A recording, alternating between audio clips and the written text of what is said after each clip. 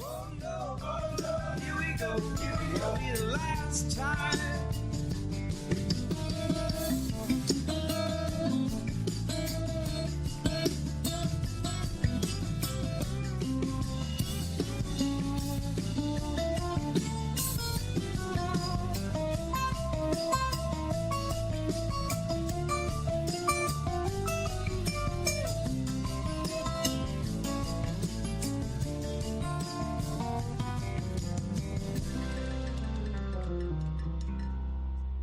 That is Drew Holcomb and the Neighbors, and here we go.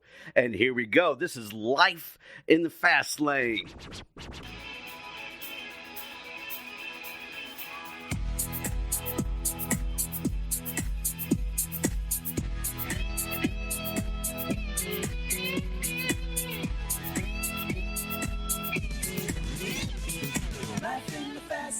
Now, the point behind Life in the Fast Lane is that we go through life so fast that we just miss out on what's happening around us. In fact, we just make a mess out of our lives and of the lives of those around us. And so come alongside of you and playing some upbeat music to energize your day and some thoughtful conversation to help you along your way. And I am so pumped. I am so pumped today. I'm so excited. Here's the reason. It's because this past Wednesday, I got to sit down with Drew and Ellie Holcomb. They were here in Lexington at the Opera House on their You and Me tour. So I got to sit down with them for about 40 minutes and just let them share about their life and their hopes and their dreams. And it was so exciting. And then got to go to the concert that night with my wife. And it was amazing. So got a lot of that conversation to share with you. So I'm going to jump right in. Drew, who is Ellie Holcomb? Oh man, Ellie Holcomb is a bursting light of energy and joy and loves people. She's very much sort of an old soul. It's like she's sort of a sunshine human being. She brings light sort of everywhere she goes. As someone who's sort of the opposite of that, I sort of bring the sarcasm and the rain clouds with me wherever I go. I sort of needed that in my life. We're definitely a classic case of opposites attract, and it's been especially interesting and as it relates to how we make music, but it's also how in our parenting world, she's kind of good cop, I'm kind of bad cop. Sort of, we have our sort of roles that we play. But yeah, she's sort of my grandmother, who's no longer with us, nicknamed her Sunshine after she met her. That was pretty appropriate. Yeah. So I like the guy in what's that movie? Buddy the Elf. No, you are kind of Buddy. Yeah, Ellie's Buddy the Elf. Smiling's my favorite. Yeah. Of your lyrics, and I assume as a description of Ellie, you were blue like the August midnight. You were a true story you've been telling your whole life. Now for yourself, you put, I was a bankrupt dreamer, busted up carnival ride. Yeah. You jumped in the passenger seat and I came alive. So. Yeah. Let me tell you about that. Yeah, please. Yeah, so the blue like the August midnight is mainly just about her eyes. So that was sort of like, just a radiant sort of presence. But yeah, so I was a bankrupt dreamer. I mean, when we got engaged, I was a very unsuccessful, very poorly known traveling singer-songwriter who was making ends meet by doing things like donating plasma and doing, medical tests for the hospital in Knoxville while playing bar gigs on the weekends for tips and cover songs. So she took a big chance, bankrupt dreamer, busted up carnival ride, big dreams that weren't working at the time. When we took our vows at our wedding, when we said for richer, for poorer, we both laughed because I was a teacher. She's a teacher and I was a bankrupt songwriter. You're like for richer, for poorer. We know which one that's going to be. Yeah, and then sometimes you do live on love. Yeah, that's right. Yeah, you do. It's like Alan Jackson sang, living on love, buying on time. Really did sort of find ourselves as it relates to being a married couple, as we also found ourselves creatively as musicians and artists. And so jumped in the passenger seat and I came alive is also sort of a callback to our first band record was called Passengers. I'm not afraid of a little bit of sort of callback, but yeah, it's been quite the journey. But we also logged how many? I mean, we had a Volvo station wagon when I graduated college. It had 60,000 miles on it, by the time we got married, it probably had 120, and then by the time it died, 4 years later, it had 370,000 miles. So the two of us without a band did about 150 nights a year. Probably 20% of those were with the band at the time, in the Volvo station wagon, all over the country, coast to coast, playing everywhere where they would allow us to set up our little PA and sing. Even North Dakota. Even North Dakota, Fargo. The story with that place is we were supposed to play at Fargo, and we go to the hotel, and everybody in the hotel's in the lobby watching this weather, and they're like, what's going on? And they're like, well, this, whatever it was, is like this, every decade storm is coming, and it's going to get like 4 feet of snow. And I'm like, so what does that mean? They're like, you're going to be stuck here for about 2 or 3 weeks. And her dad had booked a trip of a lifetime with points to take all of his kids to Paris. And then was leaving it 4 days later. And I was like, Ellie, get back in the car. We're going to try to beat this storm. And we were like 20 miles ahead of it, like hauling down the highway. Well, at first we could only go like 10 miles per hour. Yeah, it was really treacherous. White out. I mean, so we finally It wasn't the smartest thing, but we got out of there. Yeah. So we didn't end up playing that show in North Dakota, which they had canceled, obviously. Ellie, I'm not sure how true this bio is, but I'll read it and I have a question after. Yeah. It says, whether she was spinning confessional tales of romantic heartbreak during her college years. Was that from you? No, some other schmo. Okay. Yeah. So collaborating with her husband, Drew, as part of his band, Drew Holcomb and the Neighbors, or penning her personal reflections of God's faithfulness as a solo artist, singer, songwriter, Ellie Holcomb has always viewed music as the ultimate bridge builder. So how is music the ultimate bridge builder? When I was in college, I was like a bad version of Taylor Swift. Like I just was having my heart broken, and so I would sit in the dorm stairwell and sing these songs, these like really sad heartbreak songs. What happened on those nights, because I didn't want to wake up my roommate, plus the stairwell sounds good, but what would happen is inevitably girls would end up sitting around the stairs listening. A lot of times not sober, a lot of times crying. And then what would happen, I would have my eyes closed singing, and I would look up and there'd be like 20 girls sitting there, and then they would just sit down in front of me and like tell me, thank you so much for playing that song. And they would tell me their whole story. And I would be like, hey, I'm Ellie. They didn't even know my name, but because I played a song that struck a chord with something that they had experienced, they felt like they could tell me their story. And so I was in college to get my master's. I knew I was going to get my master's in education. I never thought that I would do music, but that is the thing that I love about music the most, is that it connects us in a way to strangers, to people we don't even know. It can connect our stories, and so that continues to be the thing that I love about this job.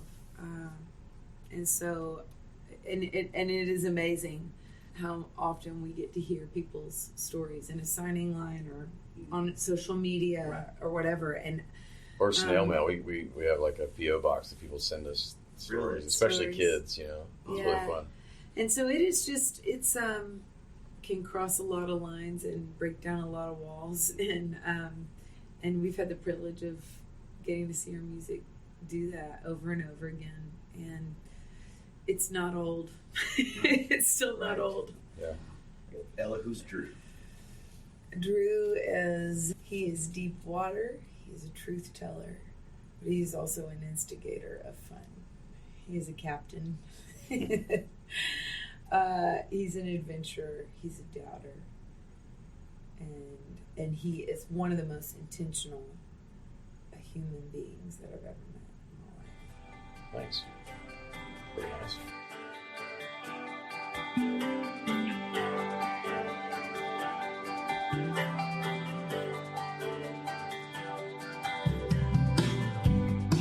You were blue like the August midnight. You were a true story you've been telling your whole life. I was a bankrupt dreamer, busted up carnival ride. You jumped in the passenger seat, and I came alive. Radio Lex has the support of SRC of Lexington, an employee-owned remanufacturing company that has been local since 2009. SRC refurbishes construction and mining equipment, engines, transmissions, axles, hydraulic pumps, and more for resale to other businesses. SRC supports the community through philanthropy and volunteering.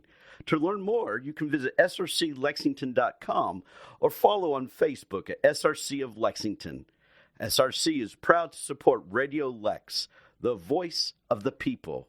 You are listening to Life in the Fast Lane on Radio Lex, WLXU 93.9 LPFM, Lexington, Kentucky. And if you are just tuning in, we are listening to a conversation that I had with Drew and Ellie Holcomb of Drew Holcomb and the Neighbors. They were here in town on Wednesday for their You and Me tour, and I was able to sit down with them for about 40 minutes. It was an incredible time.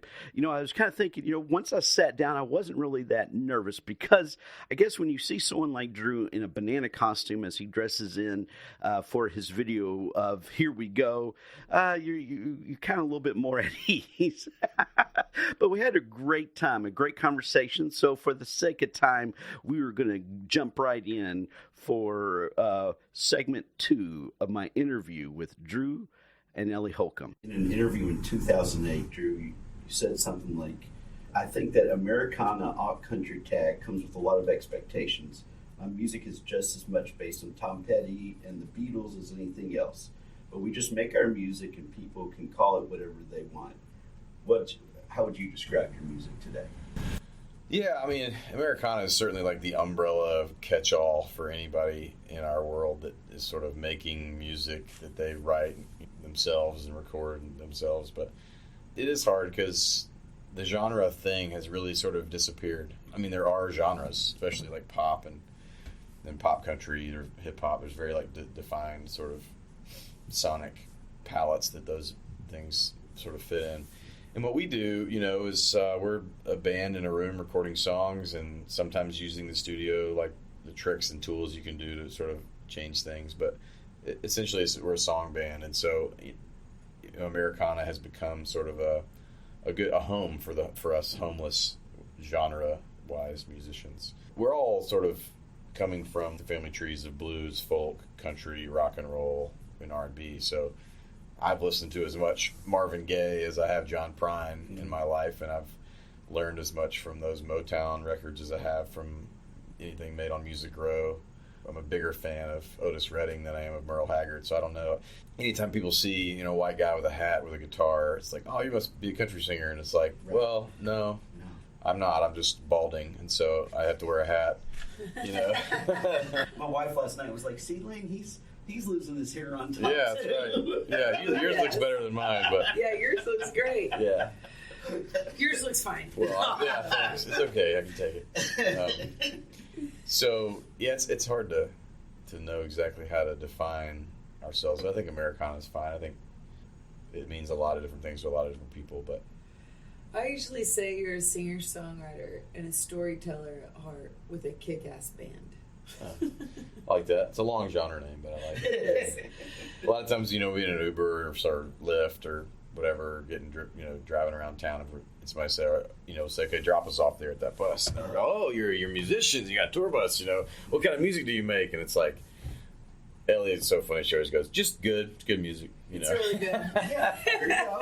I'm like, I don't know if I could say that about myself, but it's music that I like. It's, right. Yeah, it's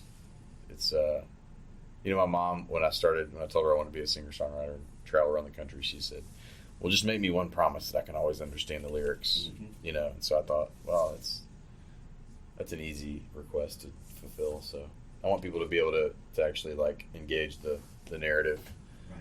So that's always a big part of what we do. What was the promise your dad made? He said, I just graduated college and I was in my Volvo station wagon driving home with all my stuff, and I said, Dad, I want to be I want to give this songwriter thing a shot. And he said, well, you're going to work hard at it? And I said, yes, sir, I am. He said, well, if you're going to work hard at it, and if you know when, know that's going to be really, really hard, and you're going to keep working at it, I'm behind you. Let's go down to the guitar shop. So he bought me a new guitar, a really fancy, nice Larrivee D60. My parents' response was pretty cool. A lot of parents that's sort of a nightmare conversation you have for your son or daughter who's a recent college grad, is that they want to go try to be an artist, you know. They also have probably been to more bars since you started playing music than. Oh yeah, my combined in the mom's a whole teetotaler. life. She doesn't drink. So I don't think she'd ever been to a bar, and now she's been to hundreds of them. You know, she's like, what have you done to me? You know, jokingly, obviously. Right. One thing I'm grateful for is that, you know, you don't know until you give it a shot. Right. So that, you know, you can always pivot and learn something else. But especially as people get older and have mortgages and kids, it's harder to chase a dream. You know, so no time like the present. Yeah. When was the first moment you felt, okay, we've arrived? I wouldn't say it's initially the moment we knew we had arrived, but the first time I thought, okay, we're actually going to be able to give this a shot was in Athens, Georgia, at a club called the 40 Watt. And it was our first time to ever play in Athens, and we were really nervous because the place holds like 400 people, and we'd never played there before. And it was like a $5 ticket or $7 ticket, so it wasn't like a lot of pre-sales, which we didn't play shows that really had pre-sales at the time. It was just at the door. And we had just released a song a couple months earlier called Live Forever, 2009, I believe. So we were 5.5 years into this. And all of a sudden, like there's an opener, and you know, we look out there and there's like 150 people out there. Wow. And we'd never played in that city before. And we get up on stage, and they're all right up on the stage, and we're playing. All of a sudden, we play that song, and everybody, like the crowd's singing along to every word.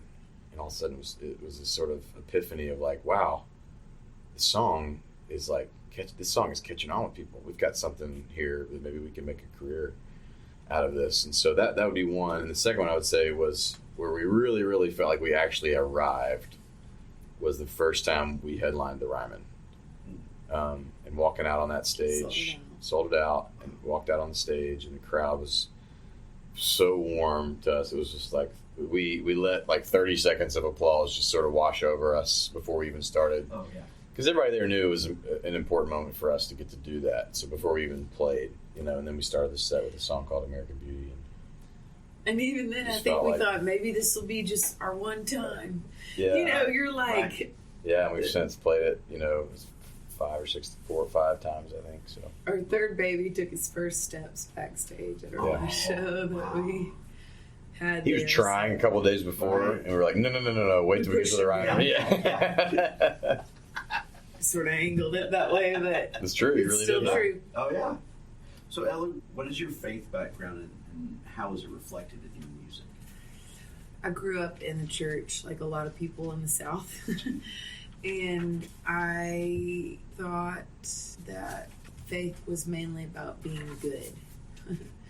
What I discovered after being broken in a lot of ways and hiding that for a lot of years was that faith was really about being broken and being loved anyway.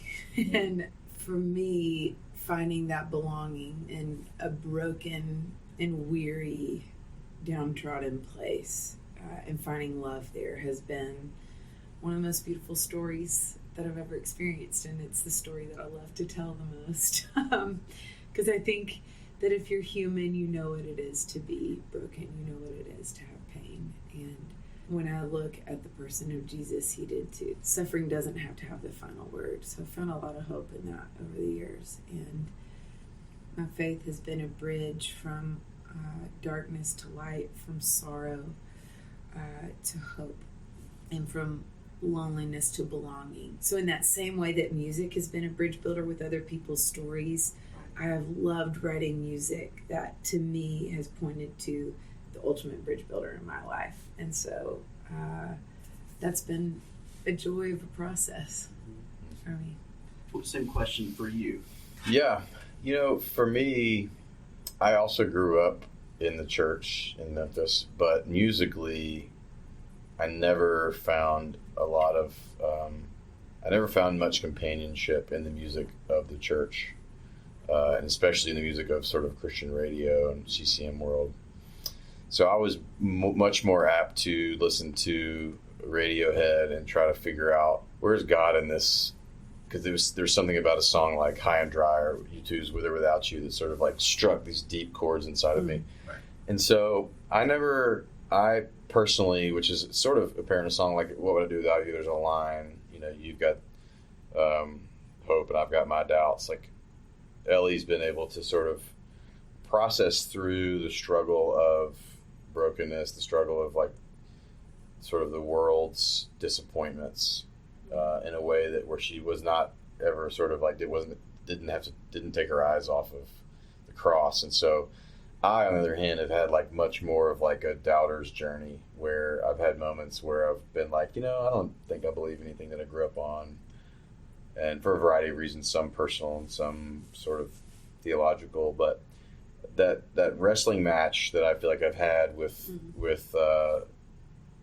has been one that I've had to sort of write about it in sort of veiled ways, because that's how I personally experience. I find a lot of identity and belonging in like our local church where we go to church in Nashville, and in a group of men that I meet with on the regular to talk about these sort of things of our journey. But I have not found it to be. Ellie feels more of a sort of calling to speak her journey inside the life of the community of believers. So she does a lot of churches, and whereas I felt more of like an outsider, and I want to go sing to the outsiders. Not that that's necessarily everybody who's coming to see me play, but I don't even still know exactly where I am in my faith journey a lot of days, and so my music has to reflect that. It's as veiled to the listener as it is sometimes to my own self and my own heart. So on the other hand, I have absolutely been like blown away by seeing what I would call the faithfulness of God to people like Ellie and people that are fans and stuff. And I sort of consider myself just like a fan of people who can articulate the experience they have with God and His goodness and His grace in ways that I can't necessarily articulate.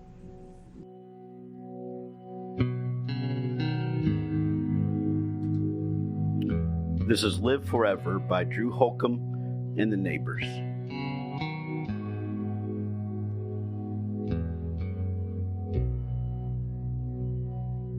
Laughter is the only thing that'll keep you sane. And this world is crying more and more every day. Don't let evil get you down in this madness spinning round and round. We're running over for our first break, but I just want you to know that you belong here. You belong in 93.9 FM Radio Lex, the voice of the people. You belong here at Life in the Fast Lane.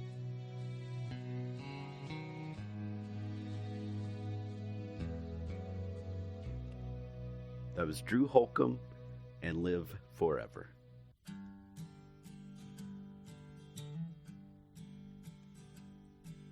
I was climbing a mountain, asleep in the moonlight.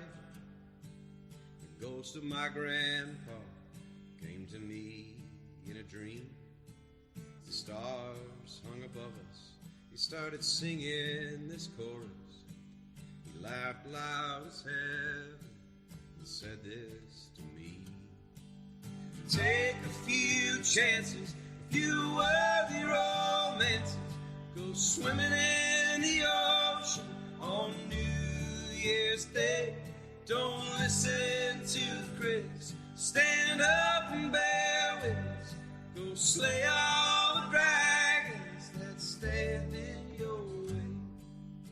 How dragons affected either one of y'all, and how have you? Yeah. Sound too dramatic. How have you slayed them? Yeah. Or tried to? That's great. I mean, I think I don't want to speak for both of us, but I mean, whether it's just like the dragon of like being a proactive parent and not giving up on your kids, and it's like something. It's funny. I mean, dragons can take so many sort of different things to different people. It can be something tough for people at work or at home or in their. I think more than anything for me, when I think about that particular song, what I'm talking about is like. Not living inside of fear, living inside of hope, and expectation. And so whatever it is that is causing people to live inside of fear, whether it's not being willing to have a tough conversation with someone that you need to reconcile with, whether somebody in your family, or maybe it's a financial mountain to climb, and gotten yourself in debt that seems insurmountable, or maybe it's cancer. Like we hear from so many different people who are fans of our music, and they're really fans of songs. And that's what people come to us as fans because a song or two or five or all of them has resonated with some part of their own personal narrative. And so walking through a cancer battle, the dragon is chemotherapy. I've heard that a lot, and it's just like we've heard it from people where it's infertility. Maybe it's a kid that has grown up and has lost their way and are missing from the family's life. Or maybe it's even something that seems too far gone, like the loss of someone. So it can be so mundane as to like, oh man, we owe the IRS money that we don't have. Which is a lot of people's reality. Yes. Or it can be something like breast cancer or some difficult news. I love that it can. That's one of the things that's so great about music is it can mean something different to so many different people. Right. It was really. Yeah. Oh, it's such a fun song to sing. We've been closing the show with it because it's just such a send you on your way moment. Yeah. For whatever reason, the way that I am wired is when I sing, I believe. Like there's something that helps whatever it is that I'm singing connect with my heart. And it's usually why I'm writing promises of God into my songs, because I struggle to believe them. And so like if I can sing this, maybe I'll believe it. And a lot of times when I'm singing about dragons, I'm singing about a lot of lies that I believe, self-doubt, shame, those sort of like that negative self-talk that you can kind of get into, or that you hear coming from. I mean, we got a lot of input in our lives with social media and everything, and you're like, hey, this is not where my worth comes from. And so either to the lies that I believe, or we do a lot of work with this organization called IJM, and they do a lot of justice work where they're setting people free. And so when I think about people who are on the front lines, like fighting to free slaves, and I'm like, I think about them a lot when we sing that song. Well, speaking of social media, we live in a kind of a Facebook Insta world where everything's pictured hunky dory. Everyone goes, my wife and I just had an argument, and we put it up there. But the words from Electricity: when the wheels fall off, when the waters rise, feels like we're not enough. When we run and hide, when the house burns down, when the road dead ends, feels like a ghost town. You're my only friend. Why include words like that when we used to everything's hunky dory? Yeah. Well, I think that's probably one of the reasons we've been successful, is because we don't lie to people about what life is really like. Our music and our story is not one that sort of, while there are sort of like nice pictures on Instagram sometimes, from the shows, there's also like pictures of our son that the other day climbed into the toilet and put that on Instagram because it's funny. Because I think people resonate with like, oh yeah, this is like real life, Yes. And we have done interviews and stuff where we talk pretty openly about our like journeys into counseling and marriage work that we've done.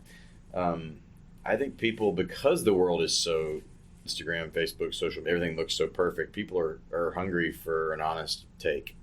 And we try to offer that in our music because that's what we need. We try to offer the world what we need as well. And so the music that I love and sometimes even like dark about things. Like one of my favorite songwriters, guy Jeff Tweedy from band Wilco, and he makes a lot of jokes about how all the songs are sad, and they're not all sad, but they're pretty sad, some of them, but they're true. That's what that song Electricity was written after a season where there was a season for me 3 to 4 years ago where I felt like the wheels were falling off of my career for a variety of reasons, and I was exhausted and overworked and under creative, and I had been through a really big health scare I had meningitis and was in the hospital for 8 days and thought I was never going to be able to sing again because the headaches were so intense I couldn't even barely talk. So all that kind of stuff sort of came to a head, and Electricity was a song.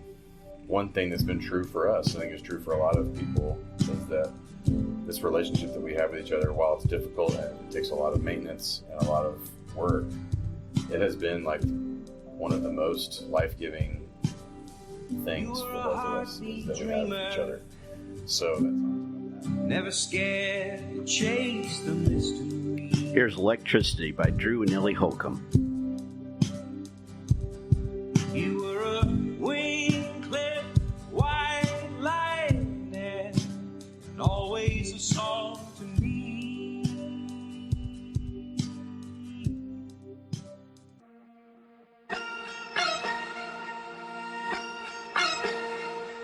Hey, it's the end of the world now, haven't you heard? So smoke 'em if you got 'em. Boys and girls, say goodbye to the past now.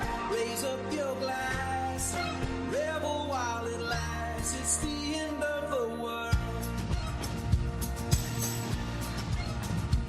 Sometimes I am afraid to die. My flesh and bones won't We were like, okay, we're going to go on vacation on the credit card. Yep. And then she introduces me to family, and you've got that line. It's like, oh, thank you, God, that it's a theme song for us. So I would like to know this, just whatever you have to say about the song Family. How did it come about? Yeah. I have 28 cousins on my mother's side. I'm number 14, so I'm dead in the center. And it was total chaos growing up. We always had these big family reunions, and my dad loves to travel. I'm one of 4 kids. My younger brother was in a wheelchair, and we still traveled all over the place. My dad just loves to travel. So I saw 46 states before I graduated high school.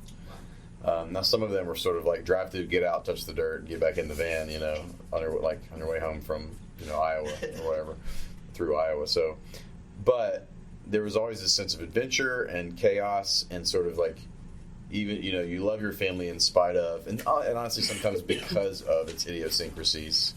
That line actually is my favorite line in the song, "Family on the Credit Card," because I felt like sometimes on vacation it was like my parents would just make these decisions like, well, we're here out in Dodge City, we got to do the museum with the gunfighter thing. It's $12 a head. This is outrageously that we're going to spend this money for a 30-minute thing, but we're here. Let's do it. Swipe it. Let's go to the next thing. Let's do the parasailing, we just sort of like did it. And then Dad would sort of clean up the mess when we got home. Yes. And it was all for he always jokes. He's like, you don't have an inheritance because I made all my deposits in the memory bank. So it was just a song really to honor my childhood and hopefully to be a theme song for our own child rearing, crazy family life. And you can't choose them, you can't lose them. Like everybody's got these crazy uncles or crazy cousin that can't believe the things that come out of their mouth or like the stories they tell. I mean, I've got a lot of those characters in my family. Got a cousin who's a Green Beret who rode Kawasaki Ninja across the Alps, and then I've got an uncle who like really successful dentist, but he lives in like a farm and bulldozes like trees for fun and has all these loves fireworks and goes to Honduras to buy fireworks and ships them in illegally. Just everybody's got these crazy characters in their life, and in their family. And so I wanted to sort of just make light of that and have a moment. And it's a really fun song live because people sing it, everybody relates to it, because no matter who you are, and some people's family experiences are horrible, but they still have one. Yeah. You still have an experience with them, and they have something to share about that. For good or bad or for somewhere in the middle. Family, singing in the kitchen. Family, running through the yard. Family, going on vacation. Family, on the credit card. Family, all in this together. Family, we're taking a chance. Family, like birds of a feather. Family, kick off my shoes and dance.